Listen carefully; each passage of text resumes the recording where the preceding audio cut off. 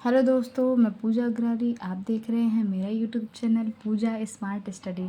आज हम डिस्कस करने वाले हैं नर युग्मक शुक्राणु के बारे में। स्पर्म के बारे में हम डिस्कस करेंगे कि शुक्राणु क्या है, शुक्राणु के कितने भाग होते हैं, है ना, ये और शुक्राणु की संरचना कैसी होती है, ये सब डिस्कस करेंगे। तो लेट्स स्टार्ट वीडियो। हाँ, देखिए शुक्राणु शुक्राणु क्या है पहले तो आप जान लीजिए। ये नर युग्मक है ना। जैसे मादा युग्मक क्या है, अंडाणु, वैसे नर युग्मक शुक्राणु होता है। ये आगुणित होता है। इसका निर्माण वृषण की शुक्रजनक नलिकाओं में होता है।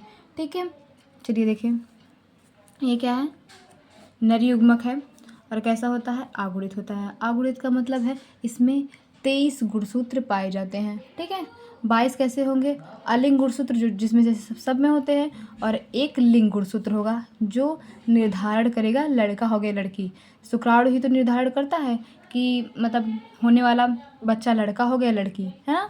तो इस प्रकार एक मतलब 22 अलिंग गुणसूत्र होता है और एक लिंग गुणसूत्र होता है। ठीक है, इसका निर्माण कहाँ होता है, वृषण की शुक्रजनक नलिकाओं में, अर्थात सेमनीफेरस ट्यूब्यूल्स में होता है। ठीक है, अब देखिए प्रत्येक स्खलन में मतलब जब नर और मादा एक साथ कोइटस करते हैं तो उस समय प्रत्येक स्खलन में लगभग 200 से 300 मिलियन अर्थात 20 से 30 करोड़ स्पर्म एक साथ मादा शरीर के मतलब मादा महिला के योनि में जाते हैं। आप समझ नहीं है, प्रत्येक स्खलन में अगर एक बार नर और मादा एक साथ स्खलन मतलब कोइटस करें तो उस स्खलन में लगभग 20 से 30 करोड़ शुक्राणु मादा की योनि में एक साथ जाते हैं और उसके साथ 3 से 4 ml वीर्य भी जाता है। मतलब और क्या, 20 से 30 करोड़ स्पर्म जाते हैं और इसके साथ 3 से 4 ml वीर्य भी जाता है।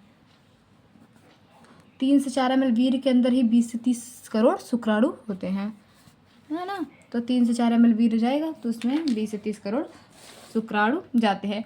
उनमें से भी 60% शुक्राणु ऐसे होंगे जो समान आकार व आकृति के होंगे, लेकिन 40% शुक्राणु बहुत तेज और तीव्र गति से गतिशील होंगे। ठीक है, अब देखिए शुक्राणु के भाग कितने हैं। किसी किसी बुक में आपको शुक्राणु के भाग 3 मिलेंगे, किसी में 4 मिलेंगे। तो हम चार भाग के बारे में डिस्कस करेंगे। पहला है शीर्ष, हेड कहेंगे, और दूसरा क्या है, ग्रीवा, जिसे नेक कहेंगे इंग्लिश में। फिर तीसरा क्या है, मध्य भाग, मिडल पार्ट, और चौथा क्या है, पूंछ, टेल, है ना। ये 4 भाग के बारे में हम लोग अच्छे से डिस्कस करेंगे कि शीर्ष क्या है, ग्रीवा, मध्य भाग, पूंछ, इन सभी के बारे में एक एक करके डिस्कस करेंगे। देखिए शीर्ष, फिर उसके बाद ग्रीवा के बारे में डिस्कस करेंगे और फिर उसके बाद मध्य भाग के बारे में और टेल के बारे में डिस्कस करेंगे। लेकिन इससे पहले हम आपके साथ इसकी संरचना बनाएंगे शुक्राणु की। ठीक है, चलिए हम शुक्राणु की संरचना बनाते हैं। यहाँ पर डालते हैं क्या, शुक्राणु की। पहले हम अच्छे से शुक्राणु की संरचना जान लेंगे, तब उसके बाद इस सभी चारों के भाग के बारे में डिस्कस करेंगे ताकि आपको और अच्छे से समझ में आ जाए। चलिए आप भी हमारे साथ बनाइए। ठीक है,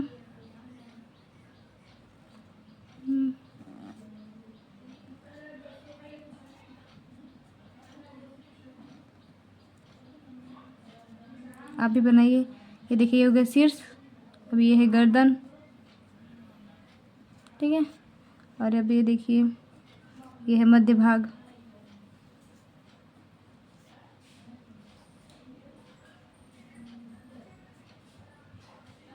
और ये देखिए पूंछ।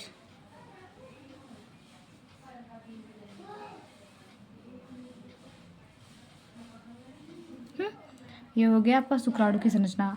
एग्जैक्ट आपको ऐसे ही देखने को मिलेगा। ठीक है, अब देखिए इसके अंदर भी आपको देखने को मिलेगा कि इसके ये हो गया शीर्ष में क्या होता है, शीर्ष में आपको केंद्रक देखने को मिलेगा, क्या, केंद्रक। ठीक है, और यहाँ पर एक क्रोमोसोम देखने को मिलेगा, और एक क्रोमोसोम में काफ़ी कुछ एंजाइम्स भी होते हैं। ठीक है, और ये जो एक्रोसोम है वो इसका काम है कि जो अंडाणु होता है, मादा अंडाणु, उसके बाहर जो कोरोना रेडिएटा परत होती है, जो पेलोसिडा होती है, उसको गलाने में या उस परत को भेदने में ये मदद करता है। इसमें से एंजाइम रिलीज़ करेगा कुछ एक्रोसिन, हाइएलुरोनिडेज, ऐसे एंजाइम्स बाहर निकालेगा, जिससे वो परत क्या हो जाएगी, परत को भेद पाएंगे तो शुक्राणु। ठीक है, तो यहाँ पर देखिए, यहाँ पर आपको तारक केंद्र, ये ग्रीवा वाला भाग है जिसमें आपको 2 तारक केंद्र देखने को मिलेंगे। ठीक है, कुछ ऐसे 2 तारक केंद्र आपको इस प्रकार देखने को मिलेंगे, जो दोनों एक दूसरे से 90 डिग्री का कोण पर ऐसे होंगे। अगर इन दोनों के पास ऐसे खींच दें तो क्या इन दोनों के बीच क्या 90 डिग्री का डिस्टेंस आएगा। ठीक है, और यहाँ पर क्या होगा, माइटोकॉन्ड्रिया। ठीक है, यहाँ पर क्या आएगा, माइटोकॉन्ड्रिया। माइटोकॉन्ड्रिया कुछ इस प्रकार से अरेंजमेंट उसका होगा। इसे नेबेनकर्ण भी कहते हैं, है ना।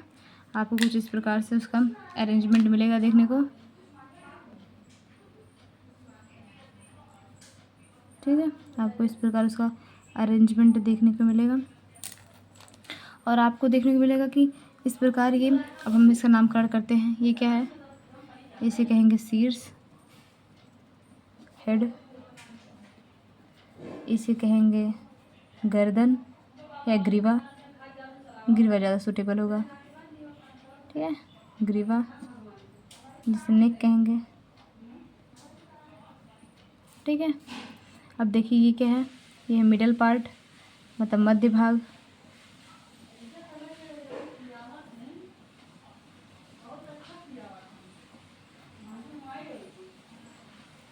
मिडल पार्ट, और ये देखिए क्या है, पूंछ है, टेल।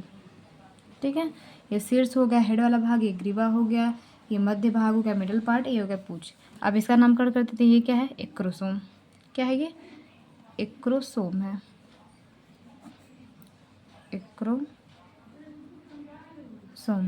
और ये क्या है, केंद्रक, जिसमें अनुवांशिक पदार्थ मौजूद होगा, गुणसूत्र, केंद्रक, न्यूक्लियाई। अब देखिए ये दोनों क्या हैं, तारक केंद्र, तारक केंद्र है, सेंट्रियोल है। ठीक है, सेंट्रियोल है ये। और ये देखिए ये क्या है, माइटोकॉन्ड्रिया, माइटोकॉन्ड्रिया।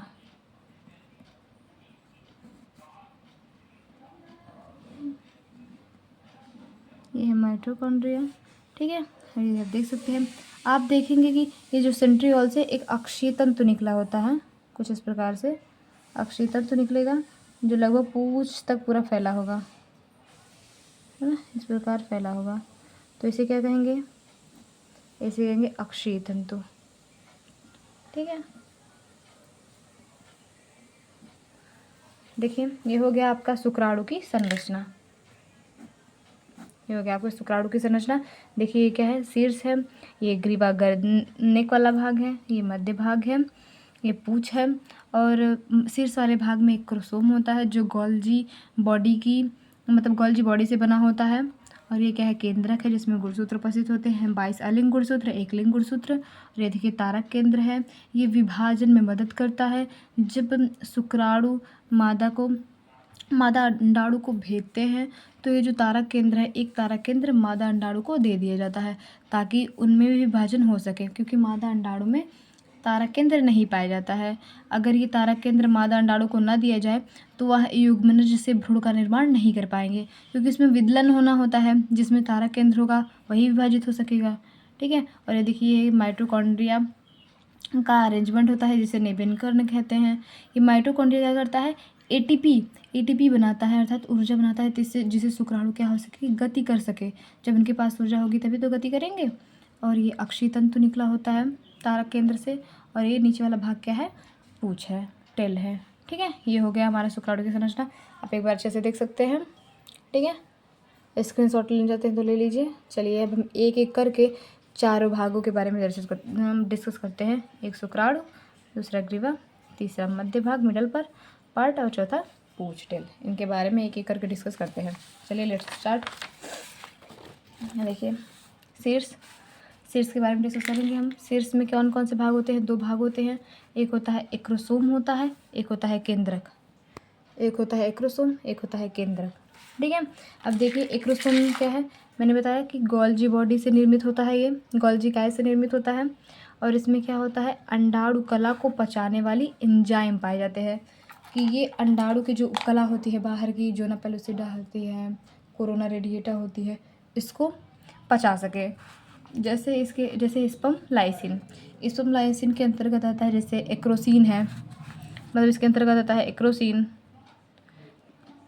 और इसके साथ आता है हाई एल्यूरोनिडेज। इस प्रकार के एंजाइम होते हैं।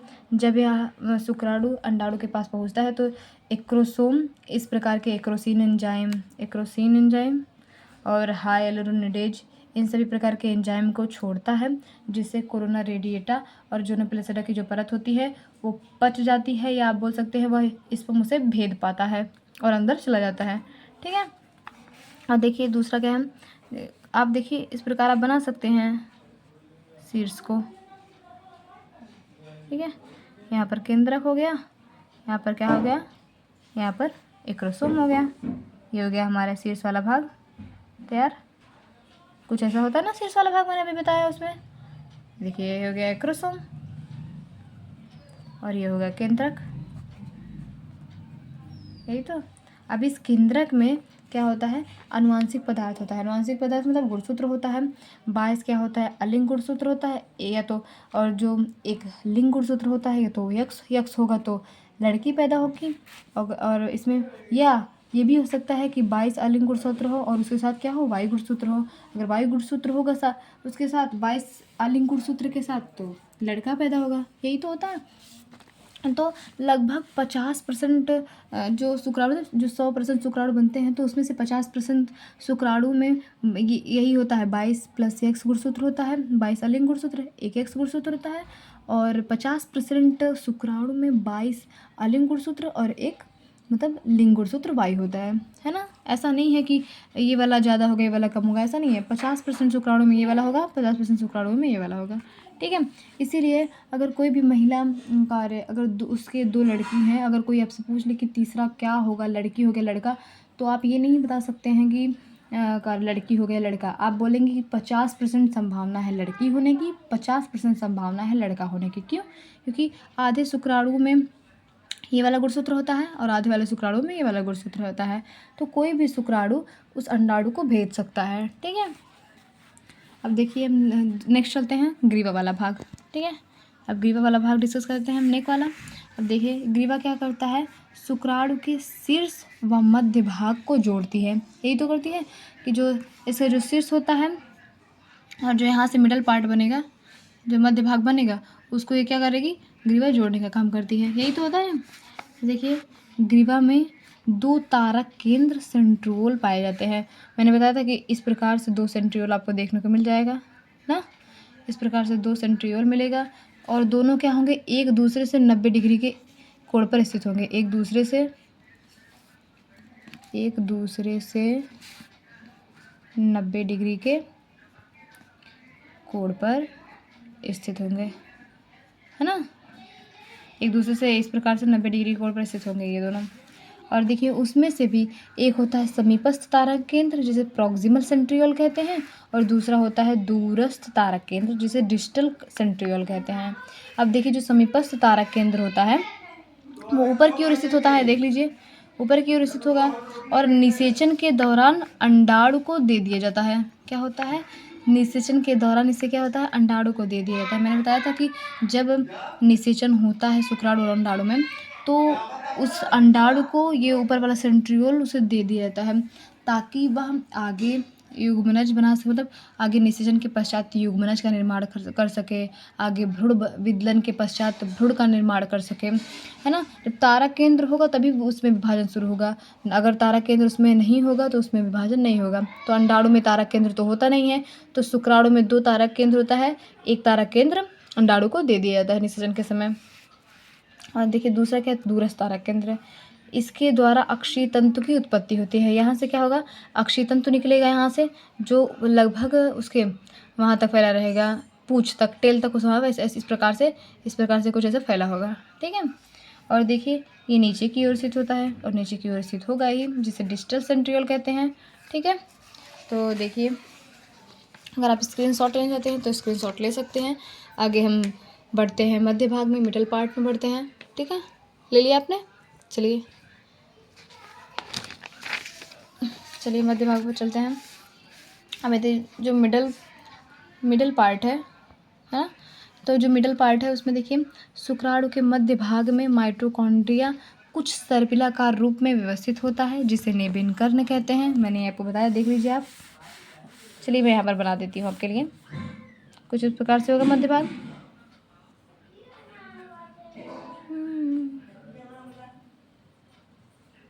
है ना, कुछ ऐसा होगा। तो मध्य भाग में कुछ ऐसा होगा, आप देखेंगे कि है ना, कुछ इस प्रकार से माइटोकॉन्ड्रिया अरेंजमेंट होगा।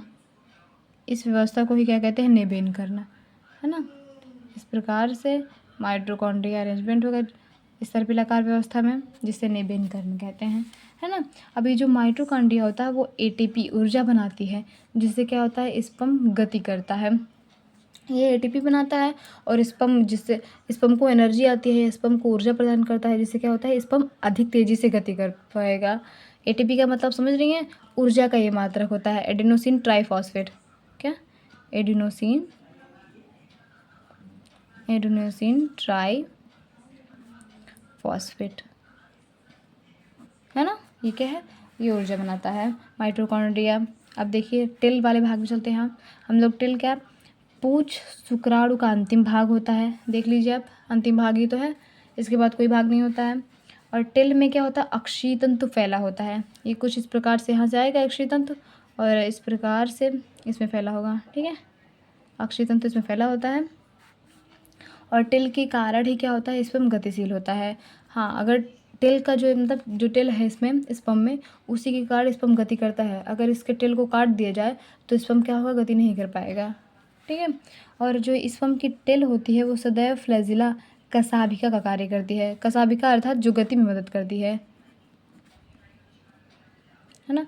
ये जो कसाभिका होती है क्या करती है? गति में मदद करती है। तो स्पर्म की जो टेल है वो भी कसाभिका की भांति कार्य करती है, क्योंकि वो भी गति में ही मदद करती है ना।